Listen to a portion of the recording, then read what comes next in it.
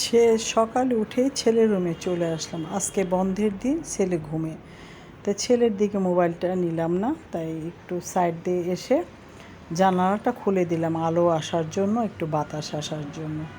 কারণ আলো ঢুকলে পরে ছেলেটা জেগে যাবে, তার জন্য রুমে আসলাম, জানালাটা খুলে দিলাম।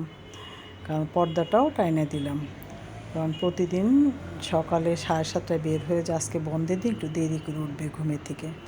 আসসালামু আলাইকুম, সবাই কেমন আছেন? আলহামদুলিল্লাহ, আশা করি আপনারাও ভালো আছেন, আমিও ভালো আছি। ভালো থাকেন সেটাই আশা করি।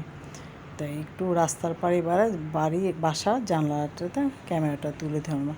সকালে নাস্তার খাওয়া পর্ব শেষ, নাস্তাটা ক্যামেরায় তুলে ধরিনি। এখন শাকটা বেছে পরিষ্কার করে ধুয়ে ঝরা দিয়ে চুলায় দিয়ে দিলাম। লাউ শাক টাটকা রান্না করলে বেশি ভালো লাগে। লবণ দিয়ে দিলাম, তা বেশি করে পেঁয়াজ কাঁচামরিচ আর রসুন দিয়ে দিলাম। লাউ শাকে পেঁয়াজ কাঁচা রসুন দিলে লাউ শাকটা ভালো লাগে। তাই রান্নার আয়োজনটা পুরোপুরি গুছায় নিচ্ছে। এখানে রান্না করতেছি ডাল ছাড়া তো ভাই হয়ই না। ডাল প্রতিদিনই লাগে অল্প বিস্তর, তাই অল্পই রান্না করলাম। তার সাথে ভিজিয়ে নিলাম নিহারি রান্না করব। নিহারিটা পরিষ্কার করে নিব, কারণ কালো কালো এগুলো বটিতে কাইটে পরিষ্কার করে নিতে হবে। তাই ফ্রিজ থেকে বের করে একটু পানিতে ভিজে বরফ ছাড়াই নিলাম। তার পাশাপাশি আরও কিছু রান্না করব, তাই সেই গোছগাছ করে নিলাম। এখানে মাছটা লবণ দিয়ে মশলা দিয়ে মাখায় নিলাম। আটটা ভালো করে ধুয়ে নিই, তারপরে মশলা দিয়ে মাখাবো, কারণ ভাত দুপুরে খাওয়ার আগে এটা ভাজবো। ভাজা মাছটা খাইতে ভালোই লাগে, তাই একটু মশলা বেশি করে দিয়ে মাখিয়ে রেখে দেবো।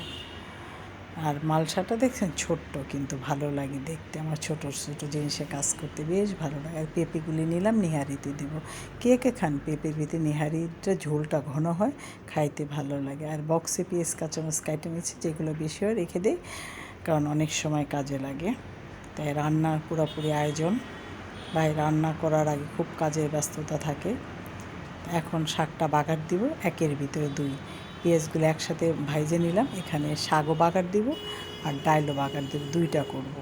ডাল পাত্রে রেখে ওর ভিতরে পেঁয়াজ ভাজাটা দিয়ে দিব, আর শাকটা এটাতে ঢেলে দিব বাগার দেওয়ার জন্য। এভাবে একসাথে শর্টকাটে কাজ কে করেন শর্টকাটে, আমি কিন্তু মাঝে মাঝে করি। যাই হোক, শাকটা বাগার হয়ে গেল। রান্না তো একটা না, কয়েকটা, তাই রান্নাগুলি করতেছি। এখন আস্তে আস্তে শাকটা বাগার হইতেছে। এখন অন্য রান্না করব। তার পাশাপাশি এখন মগজটা দিয়ে দিলাম চুলায়।